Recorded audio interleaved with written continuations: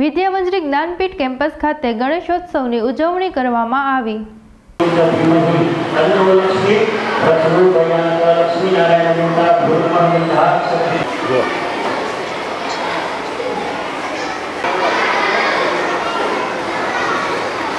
मैंने पूछा कि नहीं जाता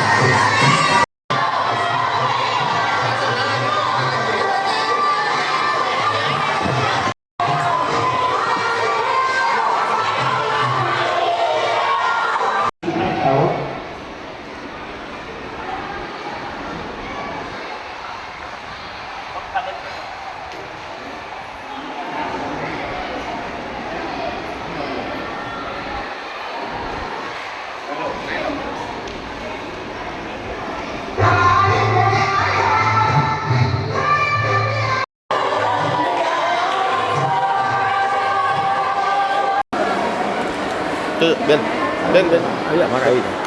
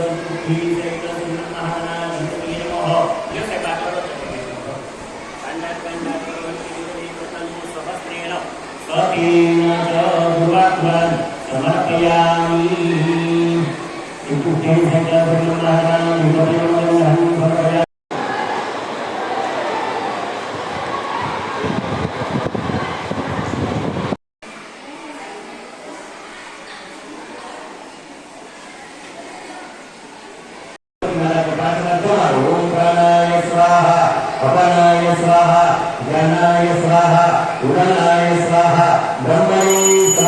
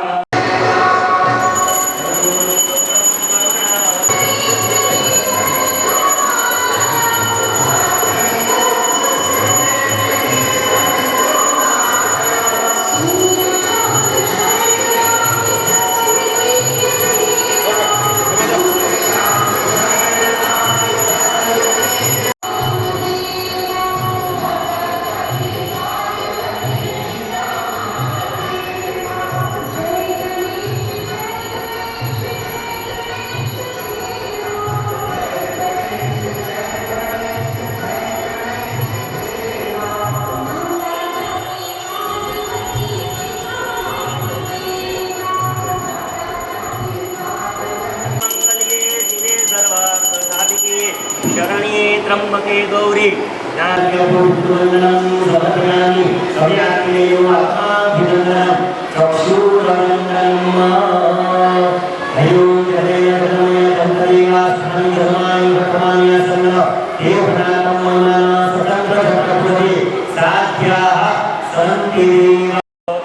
अस्मिस्त्रिया विनाशक्षा धर्मकल्याणवरदिनाः विनायकं प्रिया नित्यं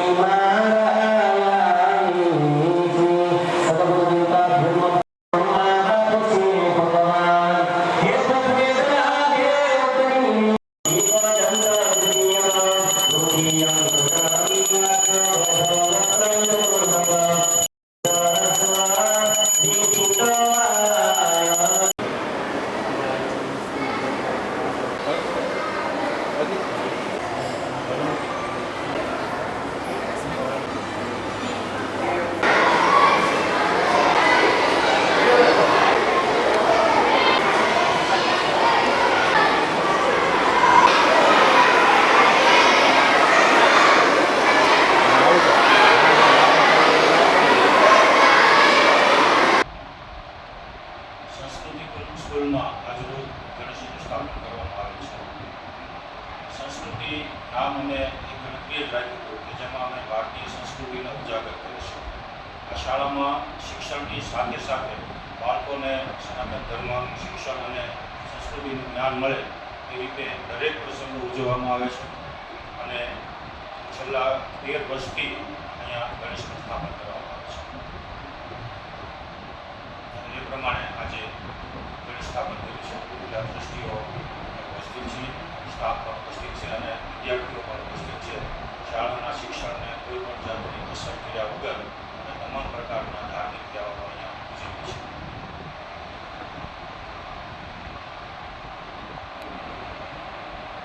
ભારત વર્ષ એક પર્વનો દેશ છે.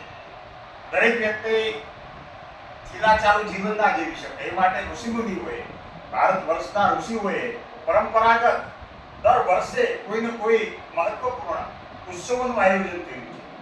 આજે ગાયત્રી એજ્યુકેશન ટ્રસ્ટ સંચાલિત સંસ્કૃતિ સ્કૂલ વિદ્યામંદિર કેમ્પસમાં અમારા સંચાલક મિત્ર મોરડિયાભાઈ એમના માર્ગદર્શન નીચે એમની મેનેજમેન્ટ ટીમ દ્વારા અને અમારા મેનેજિંગ ટ્રસ્ટી રાજુભાઈ દેસાઈ એમના અધ્યક્ષ સ્થાને આજે અમારે ગણેશ ઉત્સવનું આયોજન આ શાળામાં કરવામાં આવ્યું. શિક્ષણ સાથે બાળકો એમના જીવનમાં એક એવો સદગુણ પ્રાપ્ત થાય કે જેના દ્વારા એક એક દેવ જે બ્રહ્માંડમાં છે એમ કહેવાય છે કે ગણપતિ દાદા એ સંકટ મોચક છે, વિઘ્નહર્તા છે અને એમના એક એક અંગોનું કંઈક ને કંઈક મહત્વ છે અને એ મહત્વ એ બાળકના હૃદયમાં પ્રગટે અને એ બાળક ગણપતિ દાદાનું નમન કરે.